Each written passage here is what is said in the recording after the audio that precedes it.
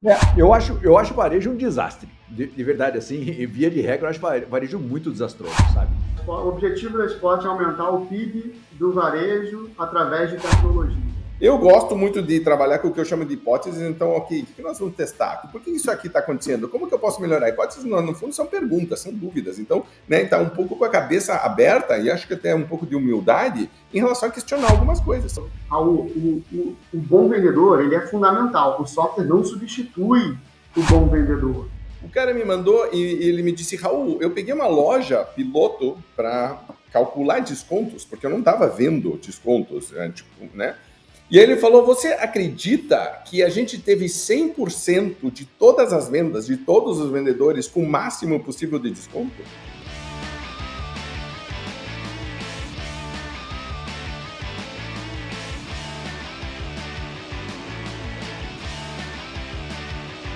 Olá campeã! Prazer estar aqui com você, Raul Candeloro da Venda Mais, junto com sócio, parceiro, amigo, colega, viajante juntos, né, Marcelo, nessa viagem que a gente está fazendo há tanto tempo juntos. E aqui no seu podcast Venda Mais, seu programa semanal de vendas, gestão e liderança. Lembre sempre de curtir, de compartilhar, de comentar. Hoje o assunto é um assunto bem interessante, nós vamos falar de tecnologia, nós vamos trazer uma pessoa que é empresário, mas tem uma visão diferente sobre o modelo de vendas e está muito baseado em dados, indicadores, em você tomar decisões com mais acerto, você ter uma leitura melhor do que você está fazendo, você poder reagir de maneira mais rápida. Sim, uma leitura muito, muito interessante. E, Marcelo, antes da gente trazer, né, o nosso convidado de hoje, que é o Rafael Carvalho, da Spot Metrics, algum recado que você queira dar sobre esse assunto especificamente, de trazer métricas? Esse assunto é explosivo, né? Imagina dados, tecnologia e varejo, né? Uma combinação super explosiva hoje aqui com o Rafael para a gente conversar sobre esse assunto, porque é o varejo se reinventando. E eu acho muito bacana, porque a gente precisa olhar para o varejo e a tendência é que todas as áreas tenham que se reinventar muito nos próximos anos. O varejo, quem sabe, tenha sido o primeiro impactado por essa onda brutal tecnológica e de modelo de consumo diferenciado, mas isso vai impactar em todas as áreas. Então, eu gosto muito de olhar para o varejo como a ponta de um processo de transformação da sociedade, do processo comercial, do perfil do cliente, dos hábitos do cliente, que começou lá no varejo e, para mim, ele vai vir para toda a organização. Então, esse papo hoje é muito importante porque, de alguma maneira, ele mostra tendências que vão tomar conta de todas as empresas em todos os segmentos. E eu queria comentar para você que está nos vendo, nos ouvindo e está decidindo, será que hoje eu escuto até o final o podcast, né? Que todo mundo faz isso, né? A gente vai dar 2 minutos e eu vou dar uma chance para esse pessoal, vamos ver se ele é interessante ou não. Lembre que não é só sobre varejo, tá? Ah, não, eu não sou de varejo, não, mas é para você também, tá? Porque como o Marcelo está falando, na verdade é uma transformação que está acontecendo em todas as áreas. Desdobra para todo mundo, pega todo mundo. Outro dia a gente fez um podcast sobre recrutamento e seleção, o Marcelo começou aquele podcast falando justamente sobre a mudança de perfil e como tem que analisar e como tem que fazer algumas coisas diferentes. E hoje a conversa é justamente sobre isso, tá? A empresa do Rafael está mais focada em varejo, mas você vai ver que a própria experiência, os próprios casos que ele vai contar, naturalmente trazem um desdobramento que acaba impactando todo mundo. Então, se você tem a cabeça um pouquinho mais aberta, acompanhe a conversa de hoje que vai ser muito interessante. Então, vamos trazer nosso convidado aqui, vou colocar ele aqui. Rafael, seja bem-vindo, muito legal, obrigado por estar aqui com a gente, é muito um prazer estar aqui com você. Conte pra gente rapidinho, para esse pessoal, defina assim aquele elevator pitch, a gente estava falando, né, dos anglicanismos, assim, do tipo, mas aquele pitch de o que é que a Spot Metrics faz? Legal, um prazer estar aqui, Raul, Marcelo, obrigado pelo convite.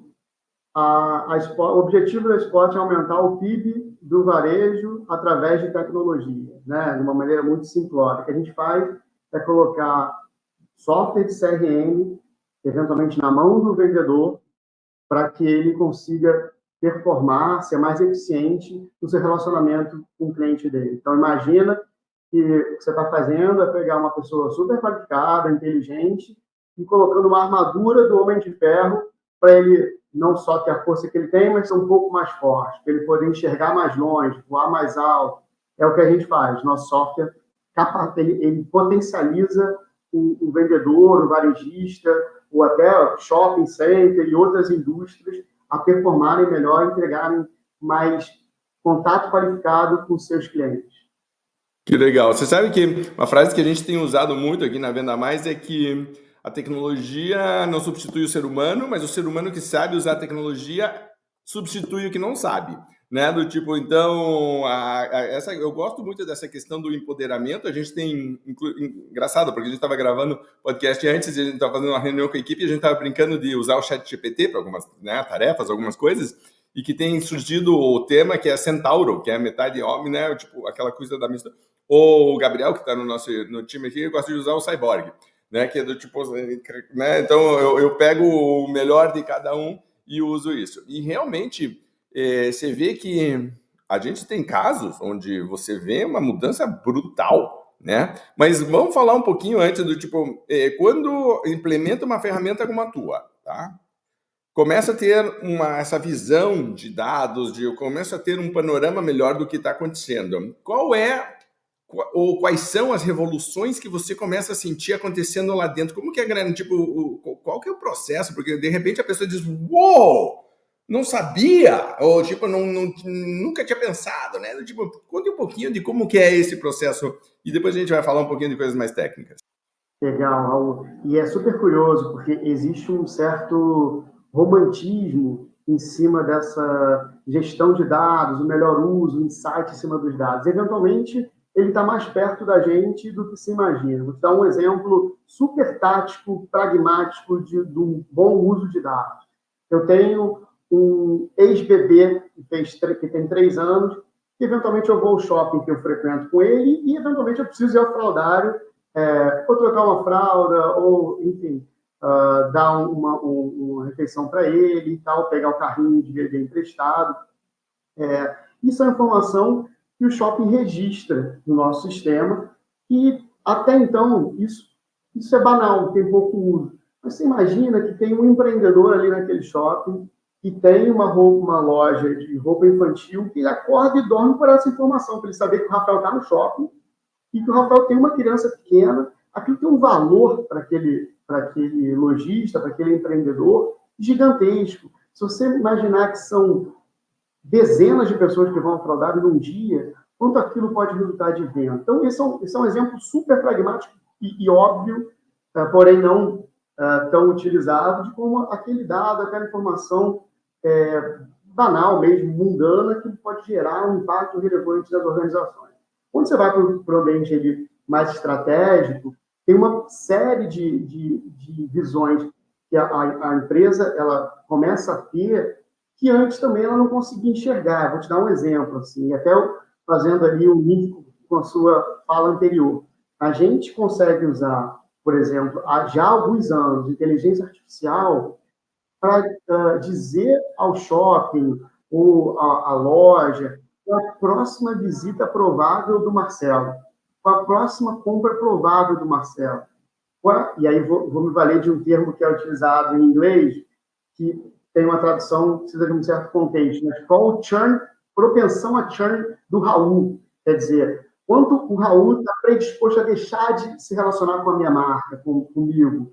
A gente consegue dizer isso, e o varejo que antes ele era reativo, ele passa a ser proativo. Antes que aquilo aconteça, ele consegue atuar. Então, muda muito a forma de raciocinar do empreendedor, né? Eu estou falando seja loja, shopping, indústria, a gente consegue antecipar movimentos com os dados. Perfeito. Esse é um conceito muito interessante, né, Marcelo, para sair do reativo e ir para o proativo, né? Eu acho o varejo um desastre. De verdade, assim, via de regra, eu acho o varejo muito desastroso, sabe? Assim, você falou da fralda de eu ir no fraldário no shopping, né, cara? Pô, nasce o filho, você vai na. Eu falo, quantas nas minhas palestras já. Mas meu filho tem 9 anos, né? Nasce o filho, você vai na farmácia e fala, cara, eu quero comprar fralda PPP, lá nem lembro qual que é o tamanho da fralda. Cara, a farmácia espera você voltar na farmácia para comprar a fralda para o seu filho durante 2 ou 3 anos que ele vai usar fralda. Ela não tem capacidade de mandar a fralda para sua casa baseado no número de vezes que você troca uma criança, uma pessoa que tem o poder aquisitivo para comprar fralda. Então, assim, para mim continua pré-histórico esse processo. Aí vem a Amazon e faz fralda por assinatura e destrói a farmácia, que abre uma farmácia a cada dia, e o cara da farmácia fala, pô, a Amazon é sacana. Não, cara, é você que fica abrindo loja ao invés de abrir inteligência dentro do processo. Então, para mim, o varejo ele é desastroso nesse aspecto, porque ele não acompanha o consumidor. E você falou da fralda do shopping, para mim a fralda é o mais óbvio, né, cara? Se o seu filho vai usar a fralda recém-nascido, ele vai usar até GG lá, seria qualquer número que tem. E a farmácia espera você entrar lá para comprar fralda, que custa uma grana quando você gasta de fralda durante todo o crescimento do bebê. Então eu pego assim, eu falo, pô, às vezes a gente tá tão evoluído em algumas coisas, mas em outros a gente tá na idade, meu Deus do céu, na pré-história do processo todo, né? E eu não vejo de verdade o varejo falando sobre isso como deveria falar. Muita tecnologia, muita preocupação, mas eu vejo às vezes pouca ação dentro desse processo. Não sei como você percebe isso, Rafael. Marcelo, eu acho que eu uso várias frases que você acabou de falar. E eu tenho uma tese que vale a pena até vocês criticarem. A gente veio, né, vários dos empreendedores hoje, dos varejistas, eles foram criados num ambiente de hiperinflação. Então, a gente, para sobreviver, a gente teve que aprender a comprar. A gente é muito bom em compra. A gente, em vários momentos, a gente é melhor do que alguns outros mercados mais modernos, a gente é melhor em compra. E a gente não é bom em venda, não cabia. Você tinha que ser bom em inventário, porque o dinheiro perdia valor muito rápido. E de anos para cá, de 20, 30 anos para cá, a gente passou a ter uma economia mais estável e o empreendedor, ele passa a ter que desenvolver outros skills. Demora, eu acho que está demorando demais para essa curva chegar, que eu me prestar atenção com treinamento, eu prestar atenção com vitrine, com discurso de venda, argumento de objeção. São todas coisas que eu vejo vocês falando no podcast, mas que para cauda longa, para aquele varejista menor, isso demora um tempo, ainda não é cultural, né?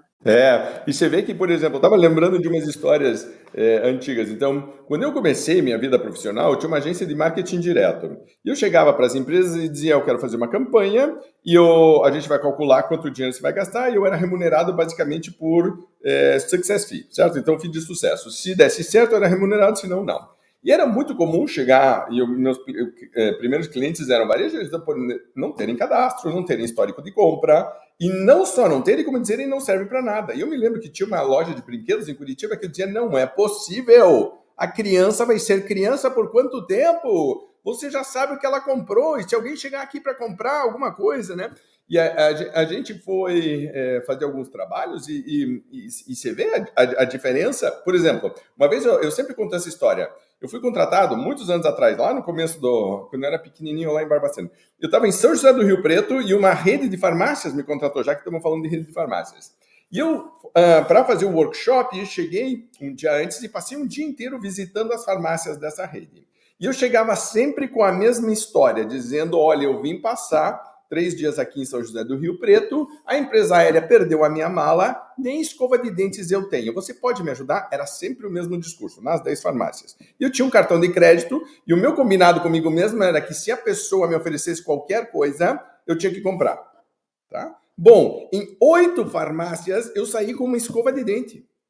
Porque foi o que eu falei, que eu não tinha nem escova de dente, certo? Tipo, assim, será que eu não precisaria de pasta de dente? Eu sempre pergunto isso, a pessoa será que não precisava de fio dental? Será que não precisava de nada de shampoo? Bom, uma das farmácias, que a gerente estava lá e já era noite, a gerente chegou e disse, mas Raul, você vai passar uma semana aqui? Nossa, não, então deixa aqui, eu vejo o quê? Pegou uma cesta, já começa, né, vamos pegar uma cesta. Aí começou, desodorante, porque está em São José do Rio Preto, shampoo, que não sei o quê, eu nem uso, né, condicionador de cabelo, mas, né, tipo, então ela começou a colocar coisa, e eu me lembro a coisa mais engraçada, no final ela disse assim, e camisinha? Você vai ficar 3 dias aqui, camisinha. Eu falei, não, nisso eu já estava íntimo com ela, né? Não me lembro o nome dela, mas já estava íntimo. Não, olha aqui, tipo, eu sou casado, sou cara sério. Ela dizia, Raul, vai que. E, tipo, não tem vai que, né? Mas o meu combinado era que tinha que levar. Eu me lembro que eu camisinha, quando eu cheguei no hotel, eu joguei fora, porque depois eu volto para casa e né, vai explicar o que essa camisinha tá fazendo aqui, né? Tipo, confusão. Mas você vê que eu não tenho de verdade sistema e processo, eu não consegui sistematizar isto aqui, então estou muito dependente de que um ou outro faça a coisa certa, mas quando eu amplio este processo, quando eu tenho uma equipe maior, quando eu tenho um volume maior, ou quando eu tenho, por exemplo, um mix de produtos, né? Então, a gente fala muito sobre venda de mix, né? Esse cliente está comprando A. O que mais é que este cliente poderia comprar, né? Esse cliente compra com este período. Quando eu deveria entrar em contato? A gente fala muito de pré-inatividade, sinais de pré-inatividade, certo? Então, eu não espero um cliente inativado. Como você falou, eu já posso começar a me antecipar. Tudo isso, pelo que você está falando, vocês ajudam a trazer luz, né? Colocar luz e organizar, é isso mesmo?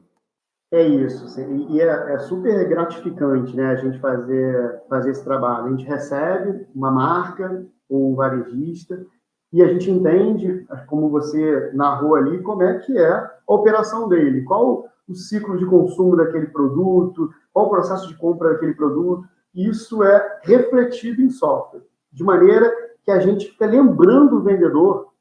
Liga para a Mariana hoje e pergunta como é que foi o batizado da filha dela, aquele vestido que ela comprou, vê se ficou legal, vê se ela gostou. Ou aquela roupa que o Marcelo veio e que não tinha a cor que ele queria, acabou de chegar no estoque. Fala com ele, de repente ele ainda quer. Ou são coisas que normalmente o dono da loja, quando ele está começando e ele está ali no chão de fábrica, ele está no salão, ele lembra, porque aquilo ali é o bebê dele, ele cuida daquilo como se fosse a família dele. Quando ele começa e tudo bem, e ele começa a sair do chão e treinar o gerente, treina o primeiro vendedor, aquelas coisas vão saindo. E a gente consegue botar a cabeça do dono no software e guiar o vendedor. Agora, é como você falou, Raul, o bom vendedor, ele é fundamental. O software não substitui o bom vendedor. Ele tem que saber que aquela influenciadora está usando um vestido parecido com aquele que a Mari comprou para o batizado, e ela pode falar sobre isso gera outras oportunidades. Ela tem que saber o corte, o tecido, o que combina, o que não combina, a matriz de cor, tem que saber a opção de coisa. Mas o software pode direcionar ela. Por isso que eu digo que a gente ali potencializa as virtudes do varejista, né? É isso que a gente faz. E o varejista, por sua vez, que é muito legal, o Marcelo ali, de repente, no escritório dele, de noite, ele sobe no mezanino, acende a luzinha e ele pensa que agora eu vou pensar na minha loja estrategicamente. O que eu posso fazer com a minha marca? A gente consegue dar essa visão para ele. Olha, aquele vendedor, ele é muito bom nisso aqui, mas ele não está conseguindo converter novos clientes em clientes recorrentes. Esse aqui, por sua vez, faz isso muito bem. Por que você não chama uma conversa e entende quais são as melhores práticas desse vendedor para a gente... E a gente provoca ele. Raul, tem um negócio super legal que a gente fala assim, olha, se os seus vendedores todos fossem igual ao Roberto, que é o seu melhor vendedor, olha quanto você teria vendido a mais essa semana. Então, a gente faz essa provocação e a gente acaba levando os vendedores no nível de qualidade alto, né? Você acaba regulando por cima e não por baixo, que é um pouco que o Marcelo estava falando. Que é legal você poder dar feedback individual, inclusive, dar, né, um panorama melhor. Marcelo, comentário sobre isso? Não, eu queria saber, você precisa conscientizar os vendedores a lançar as informações do cliente no software, né? E como que é esse processo de conscientização? Porque isso deve ser um grande desafio, porque o varejo nunca precisou disso e agora precisa, né? A gente falou, como disse o Raul no podcast sobre recrutamento e seleção, isso não era importante, agora é no varejo, né? E aí, como é que faz os caras fazerem isso? Como é que vocês conscientizam a equipe comercial a lançar informação no sistema, que é algo que é um desafio de vários gestores e empreendedores que estão nos ouvindo aqui? Hoje a gente tem um benefício do histórico, né? Então, eu te digo, hoje as marcas que a gente atende são marcas enormes, com 300, 400 lojas, e que mais de 30% dessas marcas, da venda dessas marcas, é originado por isso, pelo spot player, pela agenda do vendedor. É colossal. Então, eu consigo dizer para o vendedor, que é comissionado, em geral, que ele vai aumentar o faturamento dele em 20 e tantos por cento se ele usar aquilo direito. E, normalmente, a gente tem ali numa loja ou numa marca 5, 6, 3 vendedores e um engaja, pelo menos. E esse cara passa a ser referência para os demais. Tipo, cara, como é que o Rafael está vendendo tanto assim, mais do que ele vendia, e o que está acontecendo? E a gente consegue começar a mostrar para ele que é uma comparação de pares, o que ele está deixando de ganhar. Então, em geral, a gente demora aí 30, 45 dias, que a gente chama de rampar, né? Para todos eles estarem engajados porque acaba que um puxa essa conversa e os outros acabam entrando a reboque por estarem vendo a renúncia de faturamento que eles estão tendo, renúncia de venda. Não, legal isso. E você vê que tem um lado técnico dentro do processo, né? Mostrar a perda para o vendedor, né? E às vezes o gestor quer enfiar essa informação na cabeça do vendedor sem de verdade ele fazer o papel dele, que é, cara, como eu calculo essa dor e essa perda que o cara tem dentro da organização por não lançar a informação lá dentro do sistema, né? Me parece ser um caminho bem interessante para isso, né? Tem conscientização, mas tem o bolso, que é uma bela conscientização. Olha, das vendas que você fez, Marcelo, tantas foram feitas através do aplicativo que você usou para se relacionar com aquela turma. E aí, putz, é muito direto, né? Não tem interpretação, é muito óbvio para ele o benefício. A minha pergunta é a seguinte, eu acho interessante porque no fundo a gente está vendendo para os vendedores a ideia de que, pô, vale a pena você usar, tipo, engaje-se, né? Use, é melhor para todo mundo, né? Qual objeção você não aguenta mais ouvir? Tipo, você diz, pelo amor de Deus, não, você vem, faz a apresentação, implementa, e o cara levanta a mão e diz, é sempre um mimimi, sempre um nhenhé, que você diz, pelo amor de Deus, não é possível, nós estamos em 2024 e o pessoal ainda está falando, pensando isso. Tem alguma dessas que assim, que pega e você diz, mas não é possível, precisamos evoluir essa conversa? A maior parte das dúvidas da marca, do tomador de decisão, é que os meus vendedores não vão usar. Porque não vem valor, porque eu tenho pouco tempo na loja e demanda, né? O Marcelo falou, preciso saber que a Mari comprou esse vestido para o batizado da sobrinha dela. E a gente, isso que eu te falei, a inércia inicial é muito grande, assim, foi muito difícil você empurrar isso para frente. Hoje eu tenho muita história, e eu te falo o seguinte, Raul, você é farmácia? A gente tem um proprietário de farmácia que hoje ele opera super bem. Posso fazer uma ligação para ele falar com você? Como é que foi para ele a experiência dele? Então, hoje, a gente tem o benefício de ter empreendedores que adoram a ferramenta, né? Ela é menos burocrática. Como ela está ligada à venda, não é um PDV, não é um RP, de fato, um potencializador de venda. Então, em geral, o varejista tem prazer em falar de como ele opera, de como ele usa aquilo em prol do seu negócio. E aí a gente acaba fazendo o link entre esses empreendedores, ele vê, tá bom, entendi. E a gente também, e aí vale a pena fazer a nossa meia-culpa, foi entendendo que destaque dar, que informação para essa interpretação ser mais óbvia, mais rápida. Né? Então, aquilo que eu falei para o Marcelo, eu vou falar para ele assim, olha, essa semana você falou com tantas pessoas a partir do planner, tantas vendas foram feitas para essas pessoas e tantos R$1.000 foram vendidos para essas pessoas. Parabéns.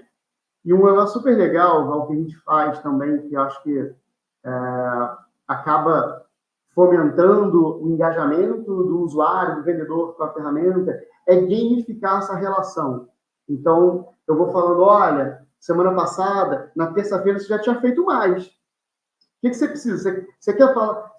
Me ajuda aqui a te ajudar.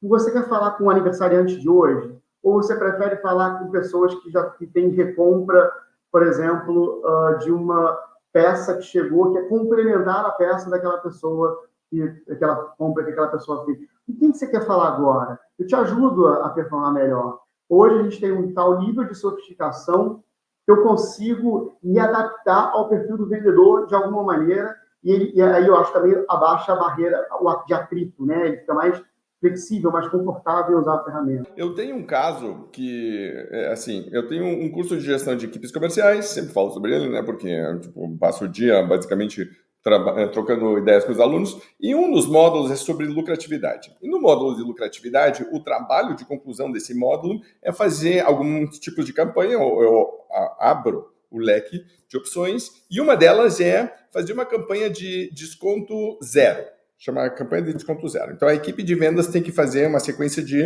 vendas sem dar nenhum desconto. E é muito interessante de ver a resistência inicial da equipe de vendas, dizer, não vou vender, perdi, meu Deus do céu, acabou. E tem um monte de histórias bem legais para contar sobre isso. E uma das coisas que aconteceu muito interessante no ano passado é que uma loja de material de construção, o cara me mandou e ele me disse, Raul, eu peguei uma loja piloto para calcular descontos, porque eu não estava vendo descontos, né? E aí ele falou, você acredita que a gente teve 100% de todas as vendas, de todos os vendedores, com o máximo possível de desconto?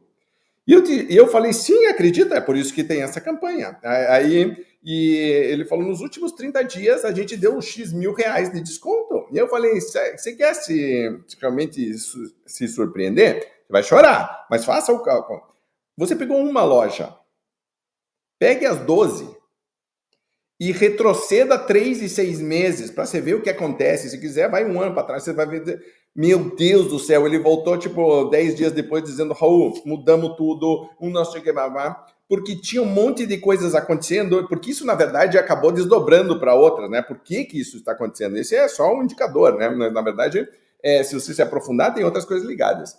Então, a minha pergunta para você seria, quando você implementa um sistema desses, qual é, pela tua experiência, o primeiro grande susto que as pessoas levam, o primeiro grande achado, a primeira grande visão que elas têm, de dizer onde que se existe, ou se existem mais de uma, certo? Mas às vezes tem alguma coisa que a pessoa claramente começa a dizer isso aqui, e às vezes a pessoa até tinha um feeling, ela tinha a sensação, mas como ela não tinha como tangibilizar, como quantificar corretamente, fica uma questão subjetiva, um achava uma coisa, outro achava, agora não, agora está assim, é objetivo, uma visão objetiva. Inclusive, acho que ajuda a organizar as discussões internas dentro de uma empresa, porque o projeto, isso não é uma parede, de nada, tipo, tá aqui, o que nós vamos fazer em relação a isso? Mas agora não é minha opinião, a tua opinião, é isso aqui que está acontecendo.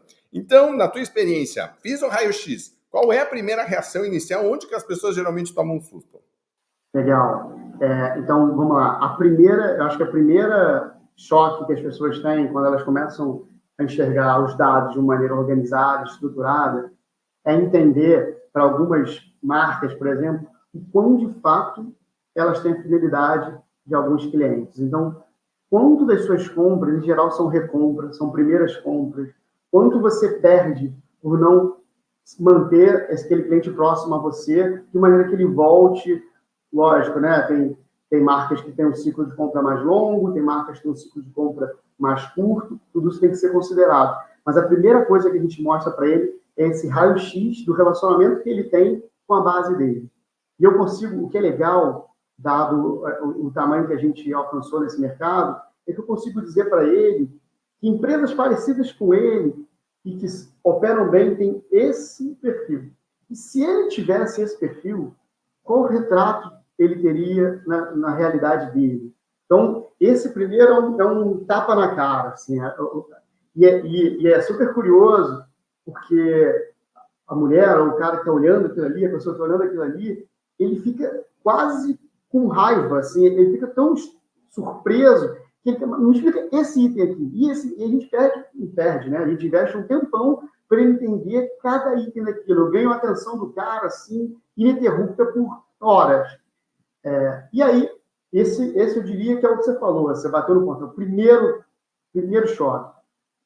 O segundo, terceiro choque vem quando eu já começo a ter informação do uso da turma de frente, né, dos vendedores, de como é que aquela turma trabalha no dia a dia. Então, eu consigo te dizer que aquele vendedor, aquela vendedora A, está super atuante na ferramenta, e o índice de recompra da loja é tal, e o dela é tal mais X mais Y, porque ela está conseguindo traduzir aquele esforço em resultado de fato para a marca.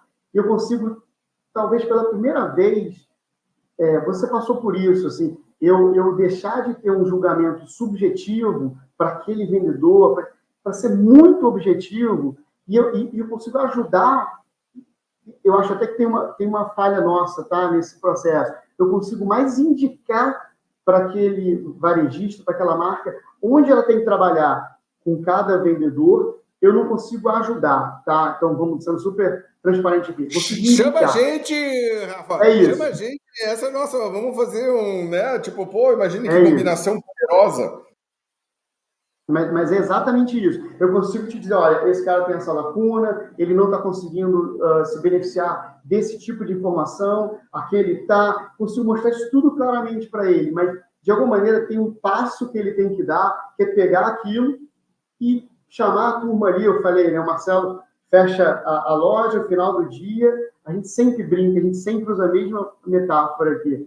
Todo dia, o lojista, né, ele chega cedo, olha a vitrine, ajeita os vestidos, as araras, organiza tudo, ou a farmácia, e aí ele começa a atender. Ele atende, no final do dia ele fecha ali a loja dele, confere o caixa, bate, organiza, vê se o que saiu está refletido no caixa, ele sobe para o mezanino, liga ali a luzinha dele e começa a pensar como é que ele transforma aquela loja na melhor loja do bairro. E aí, no dia seguinte, ele repara que muitas das clientes dele passam naquela banca de jornal pertinho, ele vai, fecha uma parceria, quem comprar a Marie Claire, quem comprar uma revista aqui de moda, bota um cupom de desconto meu, ou um catálogo da minha loja, e mais mulheres vêm, ele começa a vender, ele sabe os cortes, ele sabe os tecidos, e aí ele fecha, no dia seguinte, de noite ele sobe, acende a luzinha, ele pensa, como é que eu transformo agora a melhor loja do bairro na melhor loja do estado, do país e do mundo? No limite é isso que a gente está ajudando o cara a fazer. Mas tem um passo, subir para o mezanino, ligar a luzinha e pensar naquilo que a gente está enxergando, naquela métrica, naqueles KPIs todos, como é que aquilo gera, que ações aquilo pode gerar. Eu acho que é um pouco do que você falou, né? Como é que eu capacito esse cara para ajudar o vendedor dele a se beneficiar daquela informação? Perfeito. E aí tem uma sacada, né, que, Marcelo, acho que você pode até se aprofundar nisso, que gostei muito dessa analogia de parar e pensar. Tenho esses números, tenho esses dados, e agora, né, o que eu faço, né? Então, Marcelo. Esse é o grande. Acho que o grande treinamento não é da equipe comercial lançar informação, acho que o grande treinamento é o cara subir para pensar, né? Porque é impressionante isso. A gente fala, o gestor ele gasta muito pouco tempo pensando em crescer e muito mais tempo pensando em manter a operação funcionando, né? E aí ele não pensa em crescimento. Então, acho que esse é o movimento, né? Porque se ele fizer esse movimento, meio que todos os outros movimentos vêm de arrasto nesse processo, né? Porque naturalmente isso vira cultura, e se isso vira cultura, isso faz parte do treinamento, isso faz parte do treinamento, faz parte do processo de recrutamento, isso faz parte do processo de recrutamento, realmente virou algo cultural dentro da organização, que é parar e pensar como melhorar a cada dia. Aí ele consegue passar para o vendedor que, se ele usar o sistema, ele vende mais, tem mais resultado, faz mais venda adicional, o cliente volta e compra mais. Mas tudo parte do princípio do líder adotar essa postura e liberar uma parte do seu tempo para fazer isso, que é parar e pensar em como ser melhor dentro do processo. Porque se o líder não pensar nisso, a equipe não vai ser melhor nunca dentro do que tem que acontecer. Eu tenho visto muito aqui, Rafael, deixa eu te perguntar uma coisa aqui. Eu tenho visto muito empresas, algumas do setor de moda, agora essa semana uma fusão gigantesca de moda no Brasil, né? Quem sabe a maior, a maior de todos os tempos. Eu vejo muitas empresas, inclusive desse grupo que está se formando agora, muito eficientes no processo de relacionamento com o cliente do varejo, né? Você vai na loja, você compra, no dia seguinte você recebe o WhatsApp, no outro dia você recebe não sei o quê, e chega uma hora que a coisa nem depende mais do vendedor, ele é um processo meio automático e meio avassalador nisso daí. Como você vê essa transformação de repente, depois que o cliente veio, você pega o cliente e continua relacionando com ele, independente da estrutura comercial, para você até deixar a estrutura comercial cumprindo bem o papel dela, que é absorver clientes, catalogar as informações e depois ele correr com essas informações para frente. Como que você vê esse processo acontecendo e qual é a sua visão sobre isso? Vamos lá, a gente entende que todo esse processo que eu narrei do planner, que você mencionou de botar a informação para dentro, ela não pode acontecer em detrimento do atendimento de um consumidor que entrou na sua loja. Aquilo ali é para o que você acorda e dorme. Então, aquilo vai acontecer em momentos de vale de operação, vale de atendimento. Agora, você pontuou bem, a gente começa a ter uma tecnologia mais sofisticada para apoiar o vendedor. Vou te dar um exemplo. A gente consegue usar um agente de inteligência artificial para começar uma conversa, para que o vendedor não tenha que começar todas as conversas. Ele começa uma conversa e direciona para o vendedor num dado momento em que é importante o skill humano, né?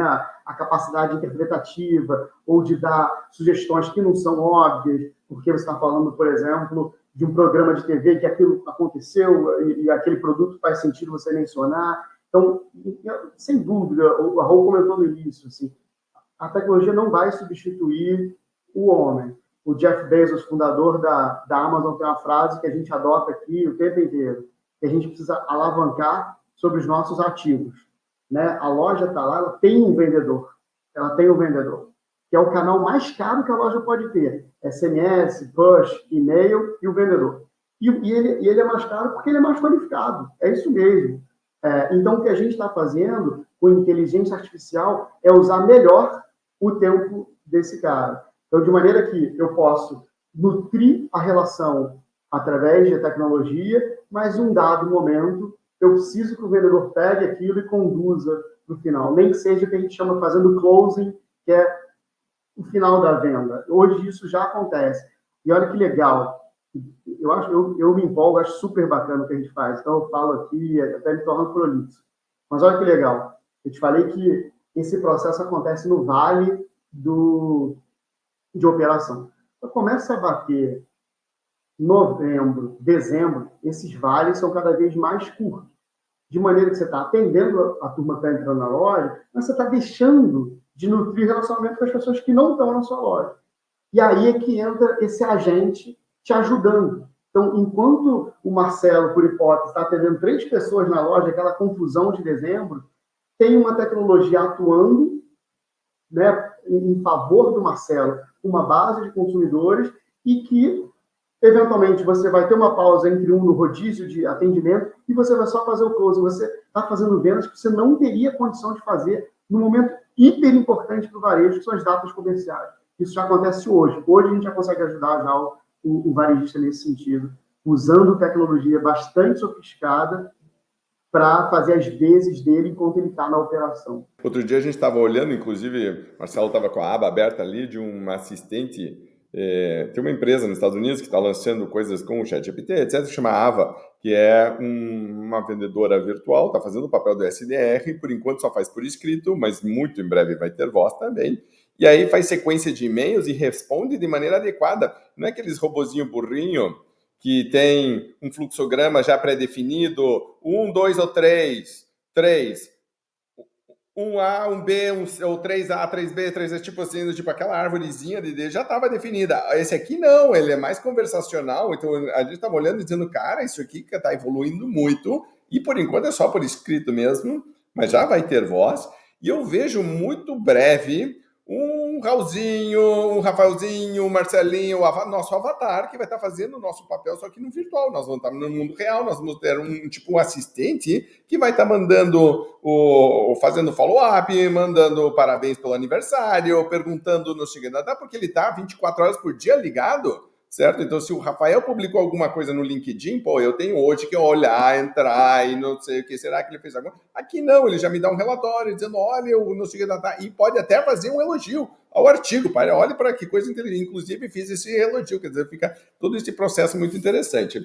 Mas, Rafael, aqui, para a gente já encaminhar para o final da conversa, muitas vezes as pessoas ficam apegadas demais à ferramenta, certo? E eu queria terminar com você reforçando alguns pontos que são importantes, conceituais, filosóficos, e que, na verdade, fundamentam o uso da ferramenta. O uso da ferramenta está baseado em algo anterior, que é do tipo assim, algumas coisas são importantes, e a ferramenta ajuda a fazer isso. Quais seriam essas coisas? E já, então, conselhos teus finais aí, com toda a tua experiência, tudo que você viu em relação a isso. Eu acho que eu iria de cima para baixo no sentido de estratégico e tático, tá? Estrategicamente, eu acho que a gente precisa, pegando aqui emprestado um pouco do que o Marcelo mencionou, de alguma maneira, eu preciso que o varejista consiga tirar um pouco a cabeça do dia a dia, que é avassalador, da lama, e olhar para onde ele está nadando. Uma diferença de 5 graus. Subir no mezanino. É isso. Uma diferença de 5 graus parece pequeno, mas em 3 meses monta aquele valor de desconto gigantesco que o seu colega estava dando e não sabia daquilo, né? Então, ele precisa ter um tempo que não precisa ser enorme, ele precisa ter meia hora para pensar no negócio dele. E, idealmente, tendo fatos e dados para ele poder criticar. A gente também sempre menciona que ele precisa entender o que ele com aquele valor, com aquele dado, o que ele está enxergando. Aquele dado não é o fim. Ele foi gerado para te dar um sensor para você tomar uma decisão. Então, você precisa capturar aqueles KPIs, aquelas informações e pensar se, por exemplo, para cada venda que eu faço, quantos contatos são feitos de dúvida ou quantos retornos, quantas devoluções eu tenho para cada venda. Aquilo é um meio, não é o fim. Talvez o fim, que já começa a descer para o tático, seja eu preciso, para aquele produto não está claro para o meu vendedor, o que ele precisa explicar. Cara, que aquilo não é default, que, por exemplo, aquele não está adaptado, aquele produto não é integrado ao Android, só no iPhone. Tem N questões que ele precisa, dado aquela informação, criticar. E acho que o principal ponto aqui é que, eventualmente, às vezes, o empreendedor se apoia na franquia, por hipótese, mas ele precisa estar perto do vendedor. Ele precisa ter o pulso do mercado na mão, entender? Por exemplo, chegou uma coleção nova, eu preciso saber, as clientes estão tirando da arara e indo para o provador e não estão comprando? As clientes tiram da arara, vão para o provador e no caixa elas não estão enxergando alguma condição de pagamento que eu não estou dando? Ele precisa, isso se só vê estando no teu salão e olhando o que está acontecendo, né? Então, isso vale para todos os segmentos. Eu falo de moda, mas a foto do meu produto está adequada na internet, nos aplicativos ou nos marketplaces. Tem uma série de informações que você precisa entender. Então, eu digo, esteja exposto à tua operação. Para mim, é extremamente importante.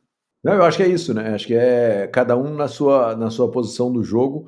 E, na verdade, quem vai decidir mudar esse jogo é o líder, né? E acho que até a decisão dele contratar uma tecnologia para ajudar nesse processo é uma decisão de sair um pouco do meio da grande operação que domina muitas vezes a inteligência do líder e que consome a rotina do líder, né?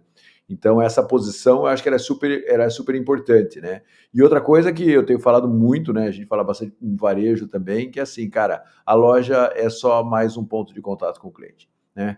E você precisa entender isso, e quando você entende isso de verdade, você faz a verdadeira revolução do varejo, né? O problema é que muitas vezes o líder acha que a loja é o negócio dele. Não, o negócio dele é o cliente que tem na loja um ponto de contato e um ponto de referência. O negócio dele é o cliente e fazer o seu estoque chegar até o seu cliente. Ele vindo na loja, que bom, seja bem-vindo. Ele na casa dele, me receba lá que eu estou mandando produto para você, né? Sabe que eu gostei muito da analogia que o Rafael fez lá no começo do Iron Man. E aí uma coisa que eu tenho falado, se você é um líder, eu tenho usado isso, inclusive, se você é o Tony Stark, e o Tony Stark é inteligente pra caramba, é rico pra caramba, e ele vai e usa armadura. Ou você é o Bruce Banner, e aí você vira o Hulk.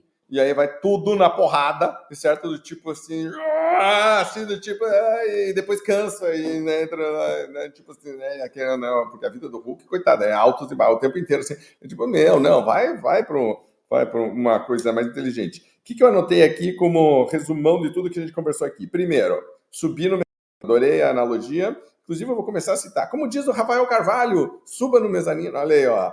Tempo para análise, certo? Então precisamos ter esse tempo. E você que é líder, pare para pensar se você tem tido este momento de olhar com calma e refletir sobre os processos, sobre os números, sobre o processo de melhoria. Segundo, eu preciso ter mais objetividade na análise do que eu estou fazendo. Então, dados, certo? Claramente, fatos concretos, o que está acontecendo em números. Eu gosto muito de trabalhar com o que eu chamo de hipóteses, então, ok, o que nós vamos testar? Por que isso aqui está acontecendo? Como que eu posso melhorar? Hipóteses, no fundo, são perguntas, são dúvidas. Então, né, tá um pouco com a cabeça aberta e acho que até um pouco de humildade em relação a questionar algumas coisas. Será que isso aqui não pode ser melhorado? Aí depois, claramente, um viés de ação, proatividade. Então, tivemos aí, né, o que eu vou fazer? Então, tipo, a análise dos dados tem que levar a alguma ação que vá tentar melhorar esses números. Eu vou analisar o retorno do que eu fiz, tá? Então, por exemplo, estou fazendo planner para os vendedores. Tá aqui, ó, tá aqui a tua agenda. Esses contatos aqui, qual é o retorno que teve? O que aconteceu? Vou comparar, vou ver se está melhorando ou não. Então, vou fazer análise disso e aí eu repito o ciclo todo novamente. Note que ao fazer isso, eu começo um movimento que não termina. Eu começo a fazer uma roda que gira, e toda vez ela é alimentada e eu vou melhorando constantemente. Se eu comparar duas empresas, uma que está fazendo isso e outra que não está fazendo, eu tenho certeza absoluta que com o passar do tempo, uma vai claramente fazer uma diferença brutal e mais, de maneira sustentável, porque ela entende o que está acontecendo. Muito bem, eu queria terminar então aqui, Rafael, super obrigado pela tua presença, muito, muito legal o trabalho que você está fazendo, parabéns por tudo que você está construindo, tomara que essa fusão que você fez agora com a aquisição, na verdade, né, que você fez, né, que vá tudo bem, né, então você agora, né, como CEO, tem o desafio de fazer com que essas culturas se alinhem, a gente estava falando antes de começar, mas muito bacana de você estar aqui. Depois a gente coloca site, tudo para quem está nos ouvindo ou vendo poder acessar o teu site, entrar em contato, já vi que tem um formulário ali para quem quiser saber mais, recomendamos. E muito obrigado de novo pela presença. Para você que está nos ouvindo, lembre de curtir, de comentar, de compartilhar, tá? Adoramos os teus comentários e até o próximo encontro no Podcast BM. Até lá, grande abraço, obrigado, boas vendas.